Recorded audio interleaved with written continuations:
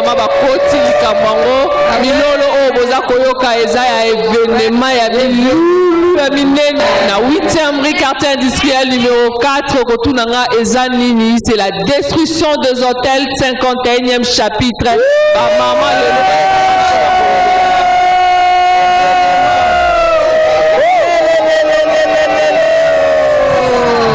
likambo ko salema te sans que ba maman ba kota yango ba lobela yango surtout s'il s'agit de l'apôtre Léopold Mutombo Kalombo. Voilà pourquoi ensemble na bango lelo ba lobi maman Nathalie yaka noki po biso tozana masolo ya kobeta na etali la destruction des hôtels. Shalom les mamans. Shalom. Équipe est au grand complet parce que là devant nous le monde que tozana et le monde là ba oratrice pembeni na ngai maman Kapi yaza pour présenter le suscité de Soboyé. Shalom maman. Shalom maman Nathalie. Shalom Balandi Amen TV. Toye a ezali événement. Na suka mbulo eza événement o eleki ote. Amen. Kozanga événement bo eza kozanga né 2025. Amen. Voilà, vous avez compris le lot, on a compris Nangaï, maman Kapi, ensemble net, vous partager ma solo oyo. Na ba invité na biso ba oratrice à école Bizalélia. Moi si et ba bi ba de la biso ma solo destruction des hôtels parce que le les amants ba Bizalélia, mais amants la destruction des hôtels. Maman Safi Kabali solo destruction des hôtels. To comité na 51e chapitre ezani.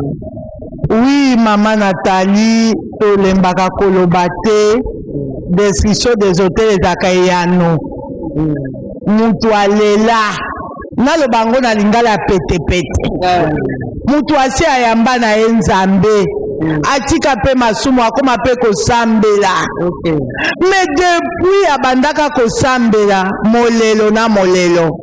Makambo etelemele na bomo ina lokola mutu lokola mwana nzambe lokola mo Kristo. Bitumba ebele vina ye moko ezokutinda kutu te mutu mususu andimela nzambe nde na kolela wana nzambe aye na esalelo ya sika dispensation oyo tozobenga ngo destruction des hôtels.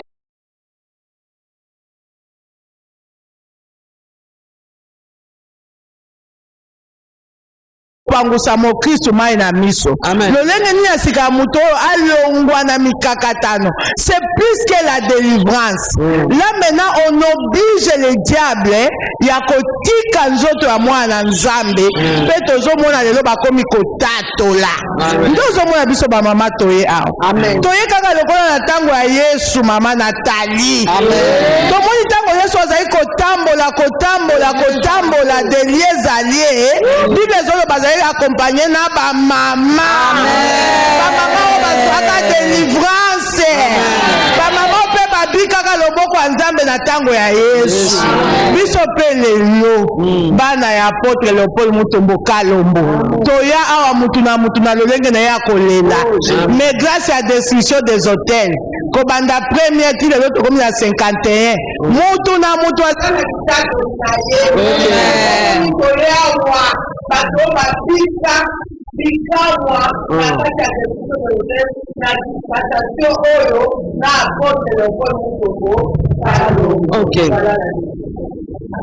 Maman oaza pembe na maman Safi a kozwa micro à se présenter. Ah, j'ai poussani hein. Aza a besoin de destruction des hôtels. Malobese panaye. Esengo ngai naza mama Banza Monique. Age naza nango nzambe ozosepela nazala nango na se ya makolo ya mutu na nzambe. Ane oyo nazokokisa 70 ans d'âge. Alléluia.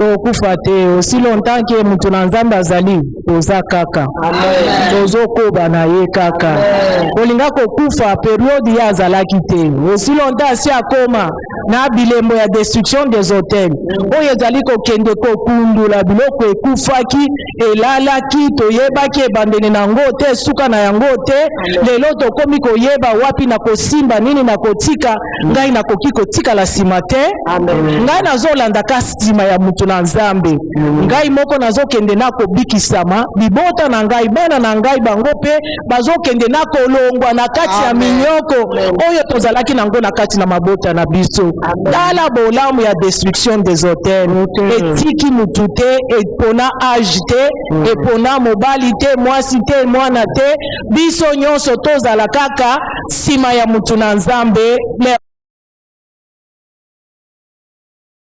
awa kabila mama bizaleli eza pasi en tout cas moto soko aye fois tuna nano âge liboso mama 70 ans 70 ans la prière a gêné la destruction des hôtels on dirait contraire na sima donc Josué atelemisa moi jusqu'à ce que mission aza nango ekende na kosila or soki moi etelemi parmi baélément oyo ekomisaka biso mobange eza moi alors soki moi etelemi il y a de quoi motu a rajeuni mais elle est très intéressante na kosongela na sima maman Safi alobi maman Monique alobi mais bozo lobe la destruction des hôtels maman Rit pesa bisonana tant moke miko ko sa na maboko na yo régie abongise biso témoignage proposer même public et loko bongo tozonga na plateau non tout doucement comme on a Samantha épouse de papa Didi et je crois que ceux qui déjà fidèles téléspectateurs et la chaîne Amen TV vous voyez Babiso nous avions il y a 2 ans ou 3 ans passés le micro a activé toujours tout ça qui a un point de vue to baki ni kabunza basali la Kabiso ils avaient un peu une histoire très douloureuse à raconter parce que ils avaient tout le moment à calvaire. Zambasaya Kebisolo Kabunene que nous n'avions pas à l'époque daigné que partager avec l'Assemblée de Dieu, avec le peuple de Dieu, par rapport à Makamala monstrueux, Naizalaki, Bilaï Makasi, des monstrueux qui prenaient 2 mois, 3 mois, 5 mois, 6 mois. Alors que Tota Kikoba, la Nasa ne nous avait pas très vite laissé. Makila Wana et Katanaki. Et Ezalaka Makila T, parce que si c'était pas du sang, Ezalaki ba abcès chaud. Donc pour Nabiso parti, on a des parties intimes, Ezalaki ba parti, il a utilisé T, selon le monde des ténèbres. Ce qui m'a quitté Katani, c'était des abcès chauds et Dieu nous avait, en tout cas Dieu nous avait surpris. Les solos oyo et koki kokamisa parce que à quelques jours pour officialiser la fiançailles na biso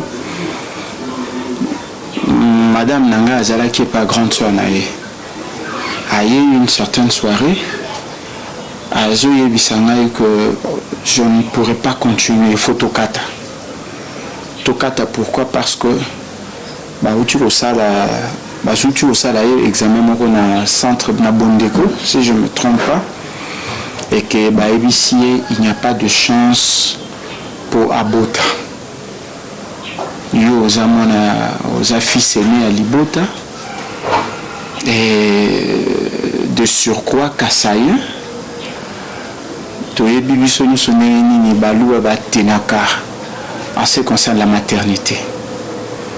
Naboui nazala objet à kofinga koseka. Je voudrais que tokata.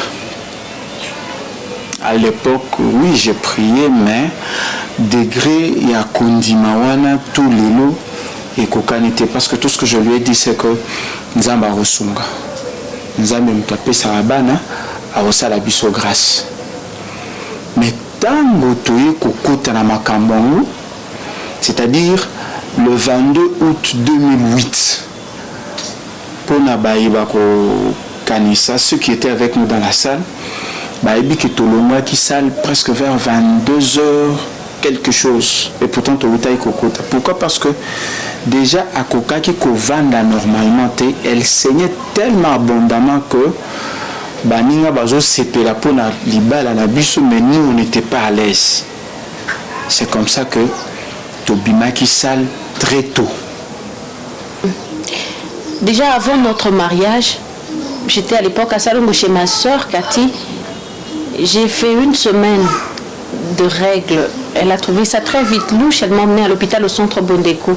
Nous y sommes allés après l'échographie. Le médecin lui dira à elle. Elle ne me l'avait pas tout de suite dit. Elle en avait d'abord parlé aux parents. Moi, c'est après une année. Elle me dira, on t'a diagnostiqué une rétroflexion de l'utérus. Ton utérus est tourné vers le bas et tu ne peux pas concevoir. À moins que Dieu fasse son miracle, mais toi, tu ne pourras pas concevoir. J'en avais vite partagé avec Didier. Alors, il avait dit, on peut continuer, Dieu nous fera grâce. Mais à chaque fois qu'on allait voir des médecins, on ne sortait jamais de l'hôpital avec une petite nouvelle. C'était des nouvelles, des diagnostics au-delà de nos moyens, au-delà de ce qu'on pouvait imaginer. Déjà, avec la rétroflexion, je sais, nous le savons, il n'y avait pas moyen de concevoir. Et en l'an 2009, nous avions commencé les soins pour qu'en l'an 2010, finalement, on me trouve avec une oblitération bilatérale. Donc les deux trompes étaient bouchées. Puisqu'on avait la prière, on a ensemble là, on a mis Madame Nangai, on a mis au commission Madame Nangai, et pas responsable du département et à délivrance dans l'église Place Nazaraki. Alors, ils avaient qui ne se passe parce que na kokoma to exposer problème tozalaki nango frappe ezalaki makasi akangi mutema te ayebisi malobi tala yo moni te ke mwasi naza ndoki. Elle est sorcière. Biloko azosala yo wana ya barègle pendant 2-3 mois, mais c'est de la sorcellerie. Yo comprendre te. En tout cas tolongwaki na église wana mitema ya kolinga. Moi je ne savais pas lui parler. Elle ne savait rien me dire. Tozongi na ndako. Cette vie d'intimité biso zozaki na mote. Et je me souviens biso to mesani, vous m'excuserez qu'au sokola ensemble. Un jour pendant qu'on prenait notre bain, makila na ekwe na miso nanga. Et quand vous allez la séquence à la film, c'était des blocs de cailloux qui pouvaient atteindre cette taille et que chaud. Les autres vapeur et ce que Sali Bongo, elle perd l'équilibre, Azad Fumakacité et c'était difficile. Après l'hystérosalpingographie, les trompes étaient bouchées, donc il n'y avait plus moyen, c'était usé, il n'y avait plus moyen d'être... Donc ça ne pouvait pas, c'est quelque chose d'impossible. Impossible d'être utilisé, donc rien ne pouvait passer par là, on ne pouvait pas déboucher, il n'y avait rien à faire. Quoi qu'on nous avait encore envoyé faire la colonoscopie, mais nous avions décidé d'arrêter parce que déjà, avec ces résultats-là, c'était impossible. Et là, c'était en l'an 2010, nous étions décidés d'arrêter. Déjà, ça, le problème de santé que nous avions, c'était trop dur pour nous. Et à ça, ajoutons encore cette nouvelle. Donc, rien n'allait de mieux en mieux. Je me souviens encore, elle m'a même dit à l'obi chérie, je vois très mal comment est-ce qu'on peut continuer comme ça. Ça va faire presque 4 ans. Je préfère carrément arrêter. Parce qu'il y a un monito au Sayanine. Tokata. Pour plusieurs personnes et certainement le membre de la famille, c'est pour la première fois qu'ils vont entendre ça. To Bombaki Makamuna Biso, To Kangaki et moi et elle, on s'était dit, on ne dira rien. Pour ceux qui peuvent croire que moi, Cindy Azaki n'a problème. Non, il n'y avait pas que ma femme qui avait des problèmes. J'ouvre une petite parenthèse si vous le permettez. Tant que toujours évolué dans ma cambouana, tout le temps médecin, parce qu'on en a changé, hein, tout dépensé, on en a changé. Et tout le temps médecin, sur le bon voilà, le temps n'a soigné moi si nao, na lingina yi banano état na yopi. Papa, tokei na état na ngai. Examen. D'abord, c'était difficile pour nous produire ces semences na état pour des examens. Navanda na salle pendant 30 minutes. Technicien médical, on a mais finalement, papa, qu'est-ce qu'on peut faire? Impossible. Bah, et comme ça, l'examen, on va découvrir que ces masses n'ont pas payé, ils ont tout, ils ont Et moi et mon mari, nous connaissons les calvaires que nous vivions dans tous nos moments d'intimité. Permettez-moi, il n'y avait même pas moyen, même pendant vos moments d'intimité. Vous voyez comment la sémence aussitôt sortie, aussitôt ça commence à couler.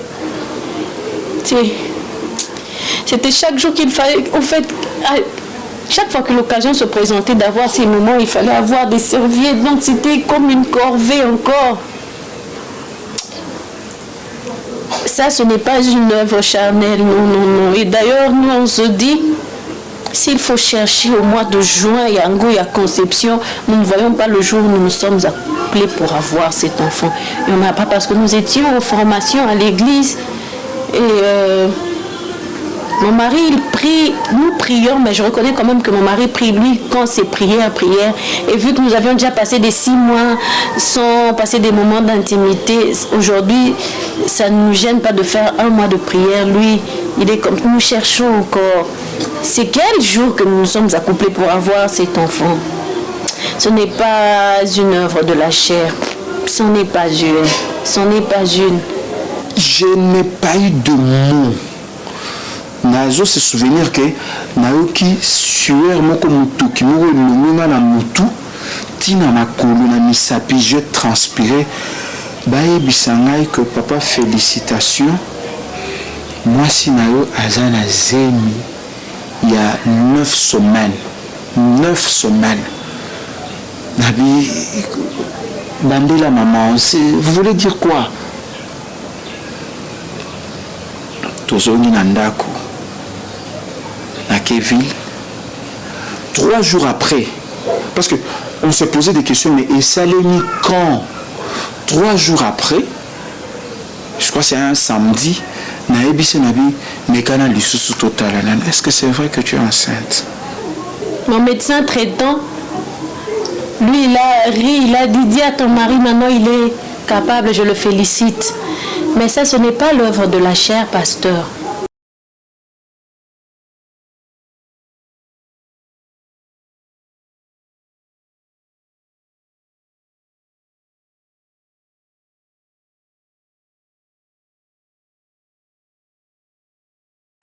Ézéchiel, amené par le gouverneur en 597, destiné à mater la rébellion pour le roi de Sainte. Comme de Sainte. C'est la version de toi, tu es venu chercher quoi avec nous? C'est pour le Seigneur de comparer. Ici, c'est le Seigneur. Là-bas, c'est. Je vais payer le docteur Scottfield. Avec celui-là, j'ai une partie de vocabulaire que je peux même te donner les interprétations en grec. Non, si c'est le grec, c'est à moi de te donner. Hein?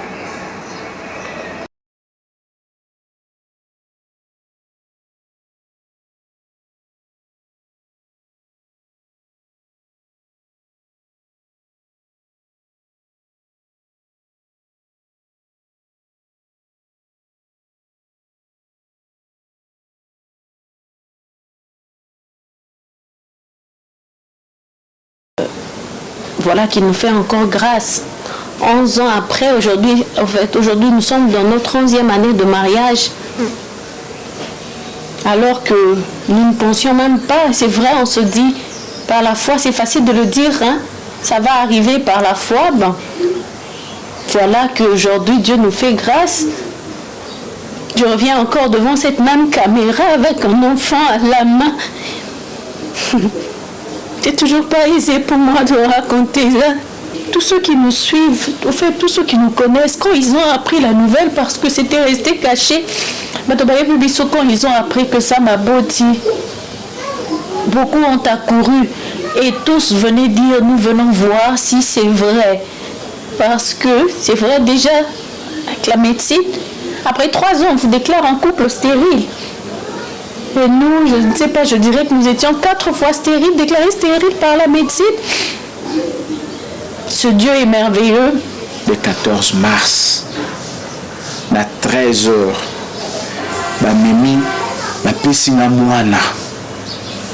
je compte aujourd'hui une 40aine d'années. Pour la première fois, je porte mon fils dans ma boko. Na Fukami, je n'ai pas eu de mots. Je n'ai pas eu de mots pour bénir cet enfant. À Simbi Namaboko, j'ai attendu après 15 minutes. Naeko Zonga, après ces 15 minutes, Nazumwa n'a pour bénir. Ça veut dire que c'était impossible. C'était impossible. Et comme si ça ne suffisait pas, mon père est déjà décédé. Nabengi maman pour naïbisaï que moi si nana otikobota. Alobi Mulumba Nkumba. Ça veut dire c'est lui qui ne peut pas concevoir, c'est lui qui ne peut pas avoir des enfants. Tu as été déclaré stérile, tu ne pouvais pas concevoir. Au Boti, j'ai appelé 2 d'entre mes petites sœurs, Baza Awa, Naibisi Bango Sam Aboti. Baye pour vérifier. Parce que selon les orientations de l'homme de Dieu, et le quoi il fallait tikalaka bongo, il va constater, mais biso tout ça les langues publicité. C'est comme ça que Ebele yaka jusqu'à ce jour pour vérifier. J'ai gardé les photos de mon épouse enceinte pour la sceptique. Parce que ça mutumsusu aye à lobby tokanisa kakeba montaraba témoignage. Mais cette fois-ci, je suis témoin. Aza voisine Nangaï, elle a eu au moins le courage à Koyebisanga Pongo. J'ai un ami qui m'a dit, mon frère Naïbi Kosambela Kamé, au monité que même Abraham, qui parlait avec Dieu, qui était un ami personnel à Dieu, Yé Akina Komekata Libanda. Tu penses que Routikala ko regretta raté les jours où il a vu moi si nana azo ta consultation prénatale à Benima la téléphone pour me dire que mon cher Mutombo mystique na bangi Mutombo parle, je vois Sam enceinte mon cher na bangi Mutombo. Alléluia.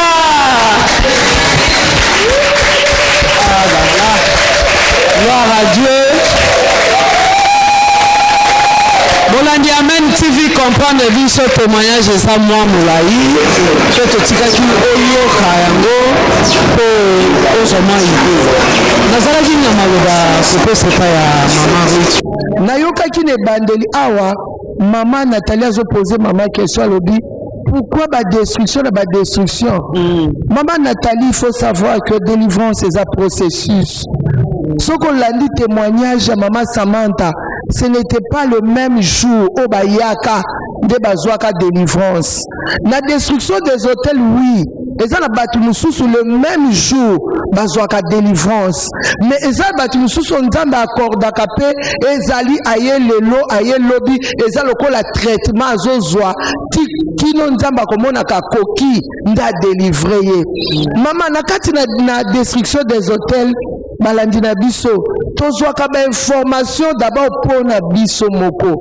Et puis na sepelaka na destruction des hôtels et ça la capé bien koyape en famille parce que mingi bitumba mingi pe ezaka pe bakamba libota tant bozoya kozwa information plutôt excusez-moi libota mobimba ozomona ke pe libota mobimba bozokota na kati na délivrance na bino parce que bokozwa ba information soki bolandi bien aimé yo ozolanda nga ba information wana ezalaka tangu mutu na nzamba komi ko enseigner okomona bino nyonso bo se retrouver na makambo moko boye ekanga bino na libota nde place pe délivrance yaka ngana lobaka destruction des hôtels et ça scanner parce que scanner chez les médecins ben médecin physique bapesaka biso scanner mais ebimisaka résultat te non réponse te epesaka biso kisi te ekobimisa résultat mais epesaka kisi te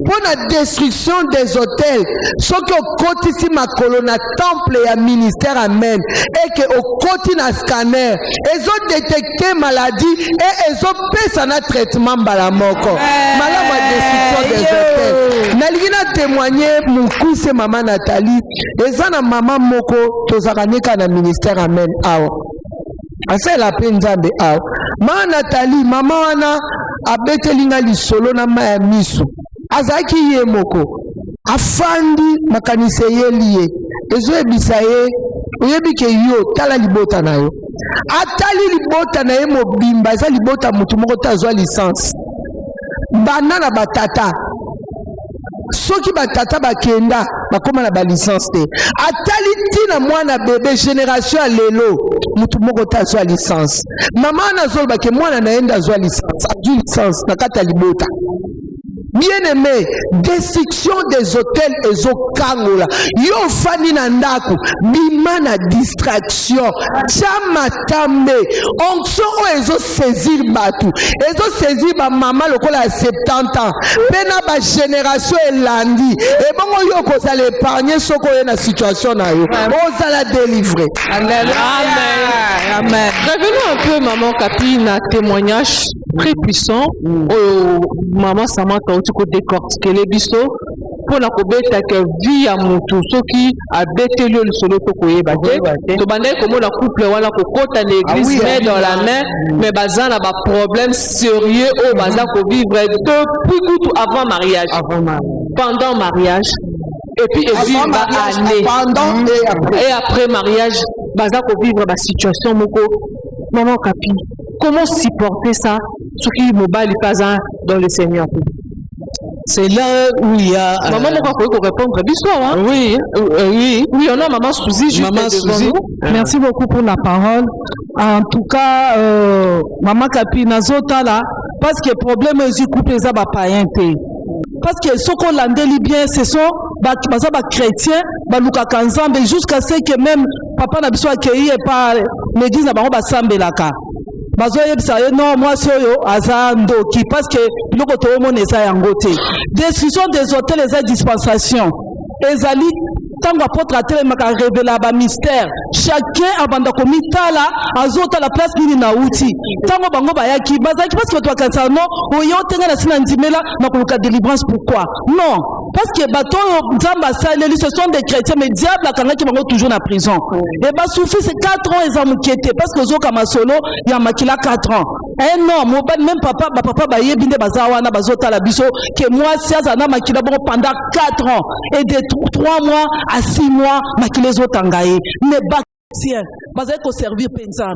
de nazota la peine de komoko avandi pa zota la biso ngana ndimela naza mama mokambi naza intercesseur non ozana no kangama ki ozomona likambo ekendaka liboso te tozota na mabota destruction fungola biso mayele ozi ba problème ezo se répéter ngana zi problème na bandi kota na moni problème wana mama nanga zaka nango neti le problème na divorce otali pe koko nanga ye natango kala baza benga na teme ozame ba okipe ote ozomona nde nazolinga na fungola batuke tango yozo vana na ndako lobite nga na sambela kana sela kanzambe quelque part non o eza dispensation eza appel to benga kana mutu nyos eza la mwasi eza la mobali place oyo zali moment ko kitoza na kati ya destruction des hôtels déjà et c'est banda kinde konanga ko vanda na ndaku te telema yaka oza na église losambelaka mais oyo eza dispensation bazo révéler ba mystère oyo et ko changer vie na yo na yangai.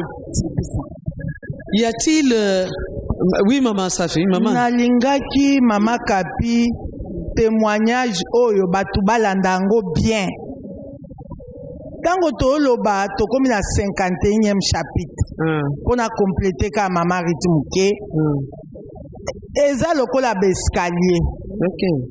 C'est qu'on n'est pas encore arrivé, mais on n'est pas encore, on n'est plus au rez-de-chaussée. Oui.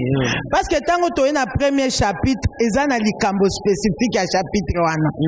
Oh maman ayoki, abuki, amati. OK. Oh ayoki, abuki, amati. À cause de l'information. Mouto abandé kolanda ntoma depuis premier chapitre. L'autre comme il a 51. Moutouana assis a commis quelque part. Okay. Donc, mais assis ici n'a noté. Ça concerne tout le monde. Tala makambo ya couple. Tala combo na nou ba pesa mobile. Il y a beaucoup de choses dans le témoignage. Déjà, combo nini ba pesa on a famille. Préparer déjà de la naissance à subir l'histoire. Déjà, ba pesa condamné déjà dès la naissance. Ba condamné déjà la combo ba pesa ewana et combat. C'est-à-dire yoko bota kate. Vina yo mobimba. Maman, ozo tala yo ba pesa chibola. Ozo tala masikini ezande yo. Mais en réalité, ozo vivre les problèmes de ces noms. Donc bandeko yo Mama Kapi, ce qui moi si o atangaka makila simbaka yesu abika. Mais likambo ya Samantha oyo, eleki même moi si wana vraiment. Parce que en plus ya makila ezaki pe na tofina. Okomona mutu ndenge tozo tambola bo eloko ezo bomba bato ezande bilamba. Mais pourquoi ne pas venir à la destruction des hôtels? Nzambe asia ya noli Mama Kapi. Mais le lien indiqué maintenant, c'est le ministère. Amen. Et l'ange qui fait bouger l'eau, c'est l'apôtre Léopold Mutombo Kalongo. Na kati ya salle toza na jeune. Oui. Nalingi nazwa tozwa biso nyonso. Avis ya jeune fille. Bapeselanga mama aza na nsima en noir blanc micro. Shalom Yaya. Shalom Mama Kapi. Na banzo olandi témoignage wana yo lokola jeune olubini. En tout cas, merci beaucoup Mama Kapi pour la parole. Nazo yebisa bandeko nanga basi bazo landanga. Bisika ozali partout. Yaka na ministère amen. Yaka na ministère amen. Il y a des choses qui se passent ici avec notre Père. Makambo ebele ezoleka awa biso pe toya babengisa biso pe to viva makambo ebele yango nde ebenda biso toya awa. Par exemple, moi naza na situation moko difficile le car na vie nanga. J'ai beaucoup souffert dans ma vie. Nayebaka problème nazalaka nango te. Problème nanga eza likamba kombo ndenge Mama Safi auti koloba. Biso epa na biso baluba soki baboti bana mibali 3 soki olandi bakopesa kombo ya ngalola chanda. Donc biso babota biso 9. Baboti 3 garçons, une fille, ma grande sœur. Après Simanae 3 garçons nga. Na bomwana na biso. Bon, il paraît que ma grande sœur abanda kobe la bela mingi ndenge mama abanda be télévision masolo. Mama luka mama moruboye asala biso ba cérémonie ya ba ngalula wana. Basala biso ba cérémonie, balambela biso ba soso, tolia introniser bino. Donc moi j'étais petite là, je croyais peut-être on a na 7 ans mais na yebi makambo elekaka. Donc tolia ba soso basali biso ba biloko moko boye balati biso ba bracelet na maboko. Mais cette période moko ya donc c'était dans mois de novembre parce que je me souviens la période de batuba lia kamanga c'était au mois de novembre. Moi j'étais partie avec mes grands frères bake komatana nzete moko bazobuka manga. Manga wana ekoyelanga na tolo. Na kwei, donc na perdaka connaissance quelques minutes. Quand je me suis réveillée, la tête dans le boko nanga, bracelet wana ezati. Bracelet nanga eli moi. Donc, je suis venue à la maison, na ici maman, papa. Mais bracelet eli moi na le boko ndenge ni. Bon, mutu moko apesanga pe réponse te. Nazaki mwana muke na ibate. Bandeko nanga. Makambo wana enyokoli vinanga. J'ai souffert.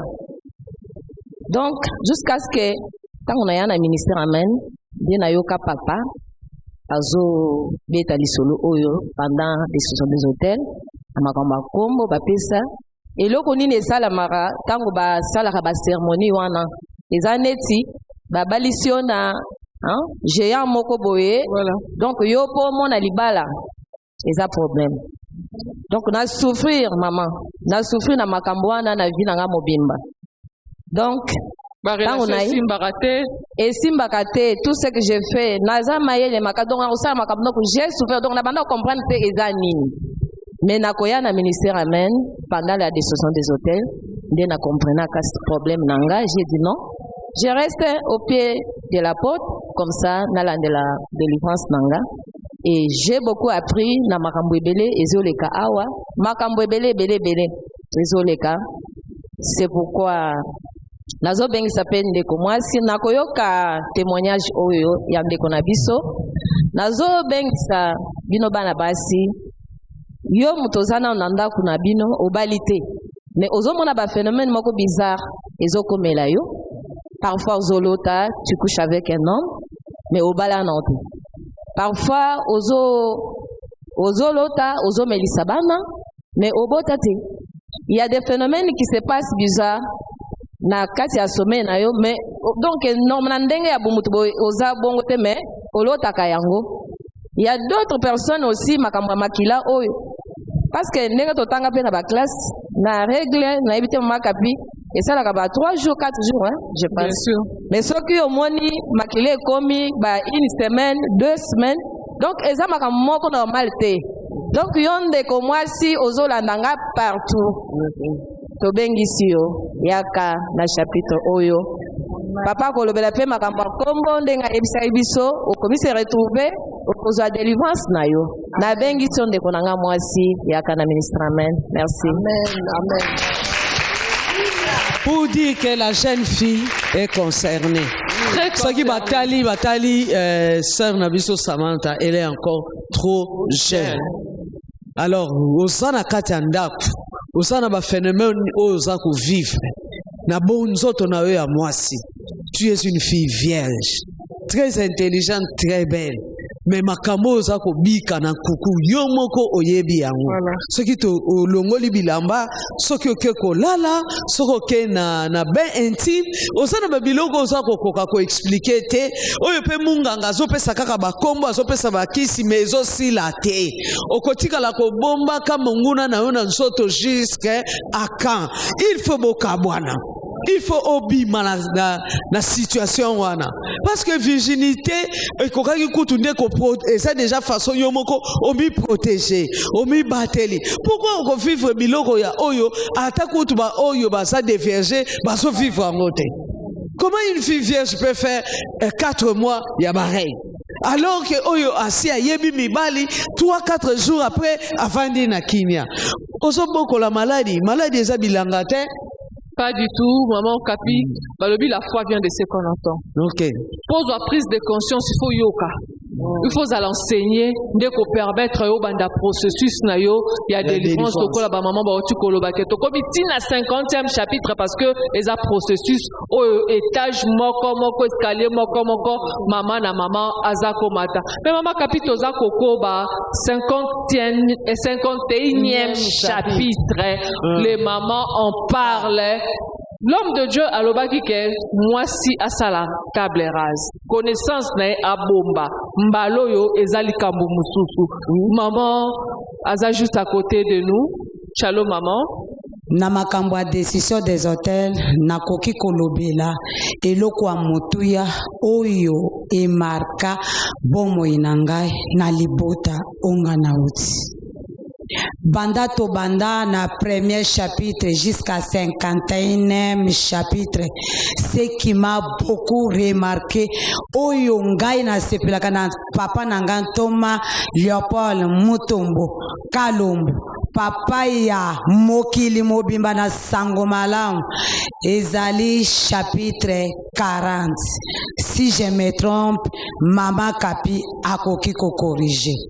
Oyo papa alobela kabiso si chapitre ya kolobake situé ton ennemi proche qui se cache en coulisses et sungangai makasi pona koyebete bandana ya na ministère main depuis 2011 lelo na kokisi bambule ebele kasi na bandako koyeba moyini nangate nazo bunda nazo ya na ba décision des hôtels nazo beta masasi bibetela Mexico banda na yeba chapitre 1 situé ton ennemi proche qui se cache en coulisses nde na ya koyeba qui est qui dans ma famille et qui fait quoi na koma kobeta masasi tout droit na bayini pona cha provision na ndako izalaka boy kosomba mafuta kaka ya bakoka ya bakopo mais aujourd'hui ce n'est pas le cas. Son ali kosomba mafuta ifona ke somba bidon mobimba. Amen. Ezala ba semul fokaka kopo sakombi ekolo. Siko banda na banda ko beta masas na yeba ennemi proche qui se cache en coulisses qui me combattait en coulisses na banda ko bundisa bango pona za na vie à misère bassesse même les choses les plus faciles nazo zang banda na banda ko bunda na décision des hôtels ce n'est pas le cas son ali ko cha provision il faut na cha saka bo semoul saka loso bido a huile na bandi ko cha semoul nyos. Comment ça n'a été que c'est une femme qui travaille à Tongara Kitoko, à Yebi Moussala Naye, mais à Zoé Sabiso Kabadé ko se retrouver. Nabada ko se retrouver. J'ai manqué les choses même les plus faciles au papa à l'obak. Pour Nanine, la foi vient de ce qu'on entend. Et ce qu'on entend, c'est quoi? C'est la parole de Dieu. Nanzela ko umbela na makolo mumbu nanzam. Ko yoka, mateya, oya teya kabiso na décision des hôtels. Tango ateya kabiso no jetwa. Mutu na mutu aza ko se retrouver na point wana ya chapitre, ya situé connaître l'ennemi proche qui se cache en coulisses. Maman Nathalie Molandi Amen TV tokoki ko conclure mukie spiritualité nyonso yo sa komi retrouver na kati na ngo soki koki ko simba bomo inayo ya mikolo na mikolo te ko changer yango te spiritualité wana ekomi suicidaire. Amen. Soki penza bonzambe ya solo simbi bomo ina biso tokomona mayele na biso bomo tokofungwama. Amen. Tokomona basante na biso kofungwama. Tokomona misala ya maboko na biso kokende liboso. Likambo nini yango kaka? Ebele ya Bible tembwa poso. Mabondeli ya milayi.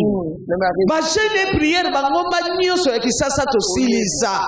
Bongo tango bakotala ebele ya losambo, ebele ya verset. Baye kotala bomo ina biso mama safi alobaki yango ne bandeli. Kosambela na biso eza kotinda te moto oyo asana misala molili, moto oyo akene pa satana atala yo alula yo. Au contraire, biso nde totala bango asimbi Egypte. Azui fonction. Amati. Vina ye changer. Okolandela bango wana bazana makambo bazako sana. Bazana bapacte o bazako sana. Bapacte wana bazako sala satana yebi ke moto abeta makakaka na biloko ezomona. L'homme est attiré par ce qui frappe. Tant que jeune fille azotala muninga o bazalaki na ye na quartier. Lo akeneki ville lobby. 2 mois 3 mois après ba engagé. 4 mois après azui jeep. Akomi ko kende ba mission. Ye na Bible na maboko. Mais kotinda ye atuna. Décision des hôtels et qu'on renverser tendance. Amen. Bamona yo na nsambe na yo balula yo. Amen. Tona ko ba pe bansamba na biza bansambe nyonso te. Kutana na nsamba mutongo balula yo. Amen. Kutana na nsamba mutongo batuna yo. Amen. Donc maman place yo zali. soko so beti machine ya bane kamata nano ancienneté na yo tia pembeni parce que 51e chapitre ezali compteur à 0. Gloire à Jésus. Bakangi mama ndoki ye moko ayebi kindoki yango place nini aleli yango te yo ozwi nini na kati. Merci maman Nathalie pour la parole. Personnellement, na kati ya témoignage ya ba couple oyo nazwi ebele nazwi ke satana aponaka te abangaka mpe mwana nzambe te mpo yesu ye moko satan atantaki ye après 40 jours à jeûne yango wana alandaki couple oyo akobisi mwasi maladi makila kotanga mobali bapesi kombo ya mabe esali ke couple ekóma na mikakatano donc c'est pour dire ke ezala mwana nzambe ozala nani koloba te ke ngai lokola nasala ndima yesu satana kosala ngai eloko te mwana nzambe azaka cible ya bandoki mais keloko esepelisi ngai eza nini papa oyo bazalaki bana nzambe ntango problème ekomeli bango batikaki nzambe te balembaki te kokende na ndako ya nzambe bien ke esika bazalaki ezalaki nao na baeglise eza na baeglise oyo bazalaki mpenza na parole to mpe réponse ya soo na baproblème na bango te mene yamwe bakendeki réponse oyo bapesaki bango na bapaster wana elembisaki bango te soyo bamosusu alinga aloba mwasi oyo aza ndoki ye nde azali porte malheur mpo na nga me lokola azalaki mwana nzambe aperseveraki apesaki na sepe na réponse na lobi nzambe akosala jusqu'à ce que lokola bazalaki na plan nzambe lokola bazalaki nzambe ayebaka bango uto éternité amemaki bango ntina ministère amen ntango baye na ministère amen bayebi bakomi epai wapi soki otie matambe okozonga lolenge oyaki te po epa nzambe papa na biso otie tembe omoni yango soki oye na mikumba okozonga lolenge oyaki te yango tomoni quelque soit baproblème papa vivre babula ya makila kokita na misu na ye en tout cas azalaki na foi ya nzambe papa na biso preuve ane ke nzambe ayanoli ye nzambe na biso aza nzambe inacheve te soki abandi likambo na bomo ya mutu akomaka nango ti suka yango bamama oyo malgré likakatano malgré nyonso bakangami mpe nzambe alongisi bango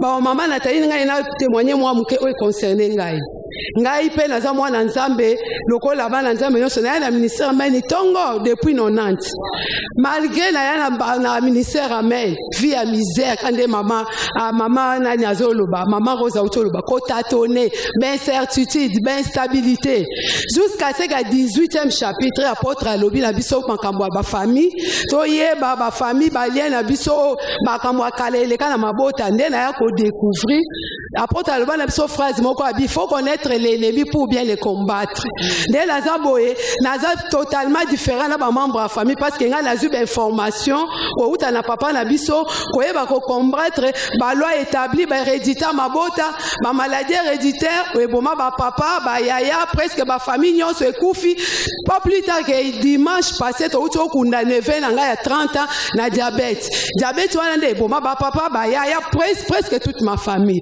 Moi je me suis dit non tokunde dimanche mardi na kenga bosa nga glycémie Nathalie 90 babisinga eza kitoko makasi c'est parce que nga nayebi ko combattre na lobi naza susu na makila na bango te c'est parce que nazwi enseignement ko uta na mutu na nzambe enseignement au papa pesaka biso et matisa biso spiritualité et lakisa biso façon nini ya kobondela po yeba na ko combattre po papa tayebisa biso na mokili oyo toye na champ de bataille toza en promenade de santé. Alléluia. Vous comprenez que c'est de l'abondance de cœur que la bouche parle. Maman a tellement un coton. Il suffit qu'au PC une minute. Oh, qui déjà pam. Alors pour cela, na kolinga maman Ruth na maman Safi, na expérience baza nango, baza ba maman bankadra ba maman na bizaleli ya mwasi, et puis ba parrainer plusieurs mariages. Tant baso yo ka témoignage oyo lelo message nini baza nango balimbisa biso tebi balinga aussi ba papa te balingi ba papa ba omi mais batala ba papa soki bakoza na un message assez particulier par rapport à couple oyo. Maman Ruth et puis maman Safi. Merci maman Kapi. To aussi mana biso ba papa te mais biso to accompagner ba papa toza ba aide. Ba papa pe bazalaka mikolo nyonso pembeni na biso yango wana to solo la kaka. To solo la Nalgina loba mama Kapi, papa Didi, aza papa ya félicité. Tobetela un homme à boko, aza papa a félicité. Ye penta, aza papa bizaleli. Malgré ba moment ezalaki très difficile, trop difficile, abandonna qui chéri na été. Azalaki toujours ko accompagner chéri na e. Tomoni papa oyo po batu mingi bazalaka omona ba papa mingi o to bengaka ba chef bazalaka soki mama aza na problème ya koluka kobota mingi batindaka ba mama. Omona mama keku batindaka ka mama alors que moi si kendaka kaka kende alors que ba médecin bazalaka besoin ya mama bazalaka pe na besoin ya papa mais tomoni papa na biso oyo ye moko akende komitika malgré azomona ba bloka makile ezokita lobi non batala pe nanu ngai ozo comprendre akende ke pa ba médecin batala pe ye et puis asuka ki wana te tant balobi ke mwasi naza ndoki na ba église alobi te tika toke na ministère amen bake na ministère amen atini mwasi te ye moko pa ye komitika parce que alingaki bango mibale bazwa pe délivrance mama Kapi ba couple bazolanda biso likambo couple ezalaka likambo couple partout bokokende ezala problème spirituel ezala komona ba médecin il faut bozala ensemble ba consulter bino mibale parce que ceux qui soient ayé guérison ekoya il faut y apona couple ceux qui moko azui guérison te ko simba te eza ndenge moko pe na problème spirituel ceux qui mobali pas za délivrer te ma Kapi moi ça olela kaka belé au mona moi sur mobali oyo moi si pas zuize ma boti mais mobali wana zo ba valeur ya bana te kwa yebi ne secret place bana wana ba wutite ayebi secret délivrance te c'est pourquoi tozolo ba kelikamba délivrance na kacha mariage ezo senga bango mibale couple bazala ensemble ceux qui baza ensemble omoni libale e bana ba ye bénédiction ye po ba couple pe bazaka ba makambo na bango et ko senga pe tangu délivrance oya nzamba soki parape na makambo amike oyo sala ke couple bazala instable ozomo yango tozo lobake ba papa bisika bozolanda biso s'il vous plaît tolinga rabino mingi to respecta rabino mingi bino nde bosala ka ke tozala mais bo accompagner ka biso na ba makambo elelisaka biso makambo wana pe imilia ka bino toke ensemble po tozela ngo solution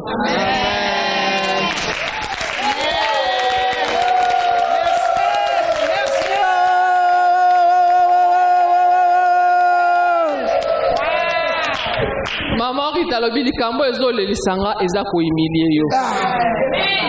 Photo sanga la biso mibale, ça c'est vraiment profond. Maman Kapi elo mwana kwa encourager ma papa. Ma papa bata mutali ya kwa ndako kwa. Ye est capable. Zanda le kabela ndela papa. Omoni papa aza pasteur ya ndako.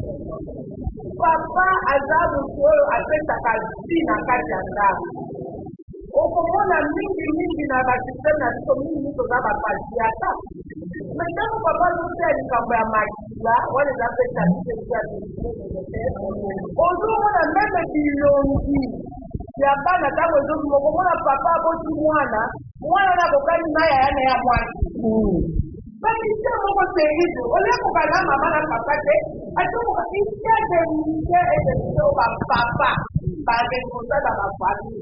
Il faut pas le faire, il faut le faire. Au moins papa il y a toujours kotananda. Pauvreté kotinanda, pas même kobota. Mais papa il est là. Naïbité, c'est vrai na kati ya Bible to mona ki Anne, asalaki démarche. To mona ki Rebecca, asalaki démarche. Mais papa ayeba na likamba décision des hôtels.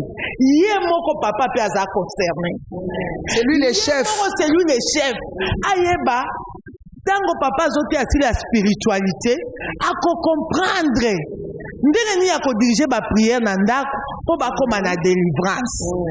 Lelo oyo papa o azolanda biso alanda ndakisa ya papa mobali ya maman Samantha. Cet homme était debout en prière. Cet homme a cherché Dieu. mais ozotika mwasi no po azobela pona nini olingi kodivorce pona kawana pona nini o mwasi azobota te nazotika ye. Est-ce que c'est la solution? Masafi papa Didi pe a condamné qui moi si na été na ba makamnyo sa bana oyoka. Oui, mama Kapi, nani alobi ke o kende kozwa nde akoza malamu. Bongo soki yo moko posa na problème. Pas ye moko pas de reconnaître kazaki na problème. Oya makila mama Kapi. Tes mes amis les races et leurs esprits. 51e chapitre. Tombe ta nom maboko.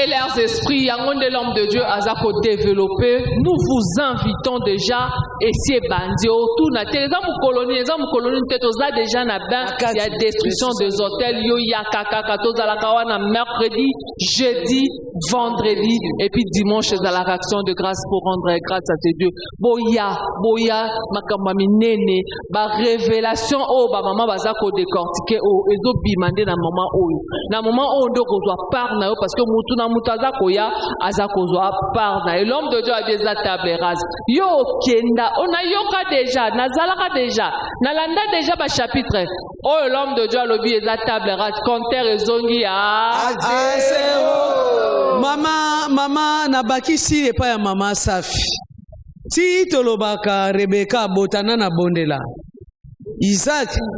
Bible lobi Isaac implora l'Éternel pour sa femme. Chapitre 1 eza chapitre ya ba Isaac baya ko implorer pour na basi na mama. Chapitre 1 eza chapitre ya mibali mwasi ya Sunem ya Sunamid. Ce qui moi ça y est apesi yo proposition cette fois-ci papa adhéré parce que si manango lipamboli eza chapitre 51 compteur à 0 ya ba papa. Amen. Maman, naza komona curiosité makasi. Benvite no lelo kitoko mama Nathalie. Bami betela nanu mabo.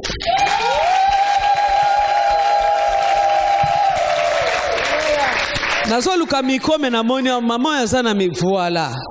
Maman na mona kayo régulière na décision des hôtels et puis ceux qui ont grand plateau ça ngakate.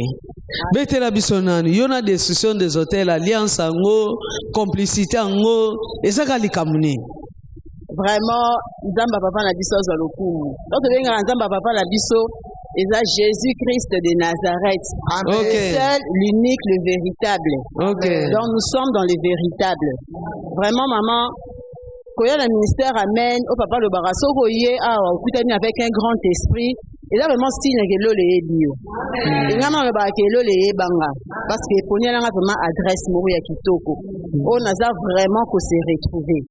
Pour le ministère amène eza likamba connaissance. Vous savez le diable a bombé la rabiso a évité à la connaissance. Parce que Bible dit mon peuple périt faute de connaissance. Et c'est ça que le diable a évité à tout prix toyeba. Tous en connaissance. Et la connaissance aux awa. Na ministère amène surtout dans le moment de la destruction des hôtels. La connaissance est là, ils ont la connaissance na ba science, na ba technologie, marambeze belé. Mais yango ndete bangi sara diable. Oye bangi sara diable eza connaissance oyo vraiment ya koyeba Jésus-Christ est mort ressuscité avani na trône yenda za na nguye leki banguya nyonso. Et c'est ce que notre père azola kisa biso art. Azo faire découvrir biso art. Donc c'est un peu ça. Oui, mais manga pe awa. Vous savez, quand on a eu le ministère amène, vite, les diables du abimisa ngai. Et abimisa ki ngai pe. À cause de la rumeur, oui, panzana sur l'homme de Dieu, il y a la magie et tout, il y a l'occultisme et tout, et bimisa ranga, na 2004. Mais par la grâce de Dieu, nous avons rozongi sanga na 2015. Et puis là, on écoute la mort, on a la destruction des hôtels, et markanga et tilelo. Quand on a côté sanga mutu musuza ko rasu robimisanga te tilelo tozo koma la gestion des hôtels yango yonde kozwi opportunité ya kolanda biso n'hésite pas yaka soko yoka kabiyoka yoka eza le diable azoboya oya ko découvrir oya ko délivrer vie na yo pe libota na yo mobimba alors zipa matoi na oya koyoka biyoka yoka Kimambangu Yaka, parce que nous sommes déjà là. Likamangwe c'est banda qui déjà, bis se démarrer déjà Yaka, tellement en reto, au matato, kende, petite place au repos. Amen. Dieu vous bénisse. Nous courons derrière le temps, la télé c'est le temps. Likamba bioka yoka, tozala mama soda pembeni. Sora yoka qui ndazwa délivrance hein, parce que elle au moins aza pièce didactique na biso totambola kalango. Bato bakoki koyeba eli susu ezali mama oyo témoignage ne le kaka presque en boucle na Men TV bamona kaya kita na mutuka aza mama mpinga namba su ya munene mais curieusement modèle azuela yango délivrance ezali kamomoko ya kokama et c'est cette maman là après namona ki a témoigné pe soki délivrance ye fonction mataka soki délivrance ye grade mataka soki pe délivrance ye elongo akotaki nango apenza fusi na douleur bolokwa libondo mais akomi boye na ebité nakoko bima commissionnaire pe na le 10%. Bon, on a comprendre plus Nicolozo plus elle rajeunit, on ne comprend pas. Elle est mieux placée. Voilà. Topesio maloba et puis benge la biso mapinga parce que likambo etali pe mapinga. Est-ce que makambo etala ka mapinga? Bino bo pesa makila na bino na sa drapeau. Est-ce que destruction des hôtels etali bino? Merci beaucoup Mama Kapi, merci beaucoup Mama Nanga. Alengina selon bakake le Dieu Azara, le Dieu des civilités, le Dieu des armées. Oh, Tiga, Bandela. Le Dieu des armées. Azara, le Dieu des civilités. Oh, c'est que ça bisonde ba militaire, tout ça mieux placé, ya rosale l'ensemble.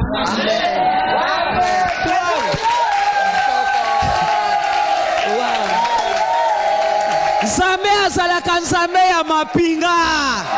Donc makambo ya kosalela nzambe eza nde makambo ya mapinga. Losako bakonzi nyonso ya mapinga esika bozwami. Komanda général ti na likili losako na bino yango wana. Soka nde nzambe azalaka nzambe na bino. Nzambe ya mapinga. Maman Kapi, merci beaucoup. Zongi toujours na témoignage ya Mama Samantha. Mingi biso ba militaire toza na ba problème wana. Toza na ba problème ya kobota. Toza na ba problème ya ba trouble na kati ya ndako. Toza na problème mingi ya koyeba kusambela. Eza na basoda musu ya basi. O nazo benga bango lelo baya. Amen. Chapitre oyo etelemi mingi nazolo baka pona biso ba militaire. Mboka na biso ezokende mwa nungu mais na nzambe ya mutombo soki bakonzi nyonso batie matambe yawa tous les généraux bakonzi nanga mais respect nazosenga na biso nyonso toya na destruction des hôtels na chapitre 51 ngai na yaki elongi ote ka ndongo Makapi comme elongi a fait ne baloba mais oui na pression nzela olia commission.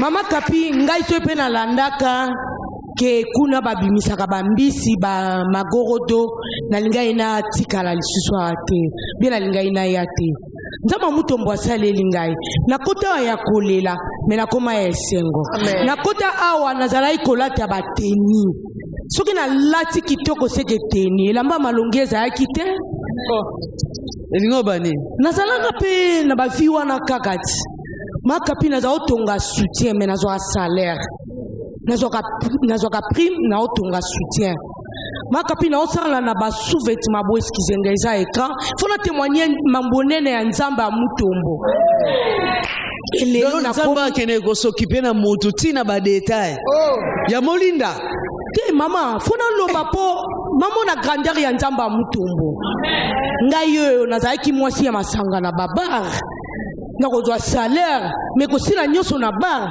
mais lelo nakoma kolatela mba nakomi mpe kobongisa suki nazali na basili na ba 34 à 35 ans Ola. mais avec des sections des hôtels lelo nazala su na basilité amen so na telemi na rang ya baministre bien badepute nakoki te mama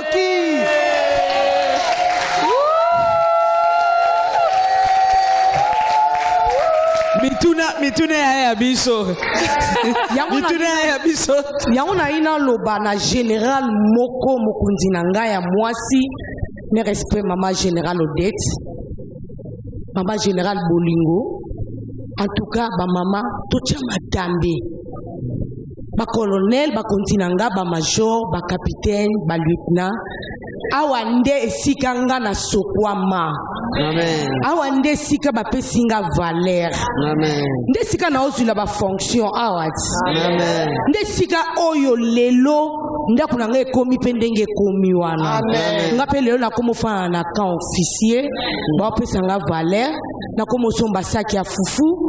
Ngai pe lelo na komi kosomba dra nazo tanda na mbetu. Ngai pe lelo na komi kosalela linge, on nazala kosalela kitendi, tricot, sengle ya mwana, mais lelo na komi kosalela linge. En tout cas, nzambo ayebi koloko la décision des hôtels. Maman Capignon, no comment. La décision des hôtels s'occupe de ton corps, amen, de ton âme et de ton esprit. Amen. Voilà. Donc, ezali ki simune nozoya ko traverser bomo inayo mobimba. Etiki eteni moko te. Tofani awa mama, ti ozolanda biso awa. Soutien na yo ba couleur misato. Balana tongaki na singa ya rouge, ya mbalo tito koloba boy, moi jaune poka ka olata obimokeni. Mais aussi mbongo na mabo. Décision des hôtels les oyo kopesa moto na boanya. Osim yo bakoko tanga yo na babola te ozolanda ngai. Batanga babola batanga yo simba kambongo te. Mais toi ta la bomo ina yo. Batala mbongo zo simba. Ekokani te ata mutete. Ekokani te. So yo soki okozu Bible lo Bible. Soki nzamba pesi mutu mbongo. Pe a rendre ye maître. Et puis a rendre apesi occasion ya kojouir ngo Bible sangisi yango na église babi ezali don ko ute pa na nzambe. Mais boni ba bazana mbongo me ba ojouir nango te. Boni bazana mbongo baso bénéficier nango te. Boni bazana mbongo bakoma lokola bato bazo salela batu mususu. Esengeli kaka décision des hôtels. Na nzambe ya mapinga bakita. Batia ordre pour armée aza moto ya alima. Batia ordre na corps, batia ordre na âme, batia ordre na esprit. Batia ordre pour armée aza moto ya alima. Batia ordre na corps, batia ordre na âme, batia ordre na esprit na yo. Bongo koma mapinga, me mapinga ya lolenge oyo. Po ekeseni oyo modèle oyo ezali kaka exceptionnel. Destruction des hôtels, 51e chapitre, les mamans en parlent. Maman nyonso azala makamba koloba soki to pesi ezozanga te. Nga azaki nde na besoin na mama. Maman utel biso na wapi? C'est présent. Nga na wuti Braza. Oyo biso tozana mama Brazzaville. Kombo na o mama Malembe. Kombo na ngai mama Félicité Yoka. Ba maman Brazzaville ba katisi pour la destruction des hôtels. Oh longonya te. Gloire à Dieu. Naza koyebisa bino biso ton vie ke bino. Ton vie ke bino mingi ke papa avanaka no awa. Biso to posa na ye. Mais bino boko négliger ye. Vana na bandako po kene sika o elongo bani mo osenga na bamba boyaka toza kofuta tike depuis Brazzaville mvule konoka mbonge na ebali condition difficile pour na kolanda yawa ka église oyo nga nazalaki kosambela église songolo na mona kananga eloko te mena kangama kaka wana pona posto bapesa pe poste na mobali na ngai mama na mona ka moyen te papa na bana omone na ndoto na yebaka yete me mokolo yo nga na moni na télé na suivre sur deuxième fois na moni musele ke te gae yete eva de verika nga na zongeli suko tala ye après na sima na lobi fona kene Kinshasa moba nanga lobi te nga linga makamba ba zairwa te nga na lobi wana azali zairwa te amen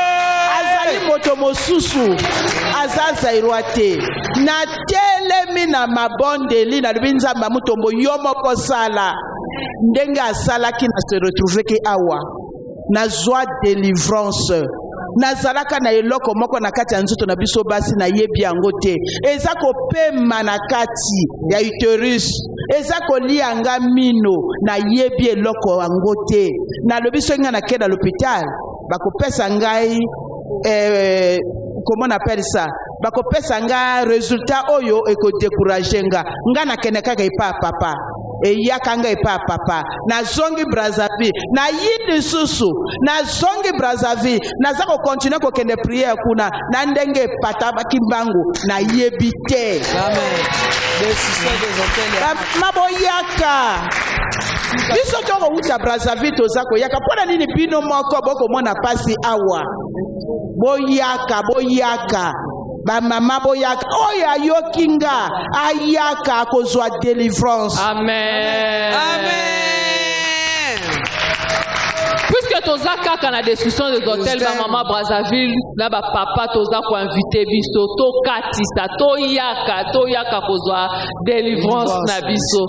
Maman Nathalie, il faut savoir que destruction des hôtels et yaka pe ko charger ba batterie na biso parce que ça na ba chrétien oh ba comme déjà faible ba fanda ba lemba ba sambela lisusu te akoma ko sambela matindika mais à partir ya ba enseignement oyebimaka na munoko musel na nzambe eyaka ko charger ba batterie na biso il faut yeba ke moment oyo mutu alembaka na vie chrétienne azo sambela te zaka ba moment moko très dangereux aza exposé et surtout toza na temps nini yango na lamusi biso yo mutu osi olembi yo mutu ozolala yo mutu ana distraction ba papa boza na ndaku ba maman ba jeune fille ba jeune garçon biso nyonso totelema direction 8e rue na destruction des hôtels kuna nde place délivrance na biso ezali. Merci beaucoup maman Saki. Ah oui.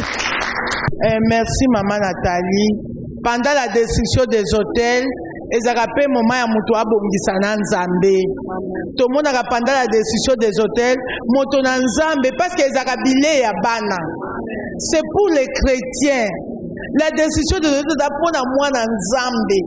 Donc ba fonction e bomayote. Amen. Grade ba pe son église wana. Oza na grade mais ozo kufa. Mama mokambi mais ozo lela. Butu olala kate. Vina yo soni. Okomo banga nde caméra. Mais Satan azo sakana vina yo. Nzambe apesa ke yano na mutu moko. Taya eli yangoyo, taya mutombo kalombo yangoyo. Amen. Batu bazouta bipai na bipai bazoya ko se ressourcer ao. Mais yo lokola bapesi yo responsable songolo, oza serviteur, oza servante. Yeba ke makamba décision des hôtels etalinde yo. Okosala nzambo zaka malade. Okosala nzambo zaka na ba problème lokola mama auti braza. Mais pona niko ya komeka nzambe ya mutombo te. Nazo benga biso nyonso. Toza déjà na kati ya makambo yango mama Nathalie. Et nalingi na ibela mutu moko sekele. Aza pe na besoin moko ati abosana. Décision des hôtels zaka pona batu bazanga te. Même yo mutu zo rouler carrosse. Même yo mutu za ba fonction ya minene. Même yo mutu za mbongo ebele. Même toi qui te dis comme la femme dynamite. Naza sous na besoin mon côté. Tout est comblé. Mais na kati ya destruction des hôtels, okoya ko découvrir les besoins cachés. Okoya ko découvrir aussi au sengo lembo comme monango normal. Otika pe ko bonde apona ngo, nzambe akoya ko sututsa yo. Amen. Nazo benga biso nyonso, c'est le grand moment, le ciel est ouvert au ministère. Amen. La grande dispensation de la destruction des hôtels, nous y sommes déjà. Les portes sont grandement ouvertes. Chaque mercredi, chaque jeudi, chaque vendredi, à partir de 15h. Et le dimanche, à partir de 6h. Yaka, Nzamba Zotelayo. Maman Kapi, Tokomi Nasuka déjà. Tokomi Nasuka, merci beaucoup, maman.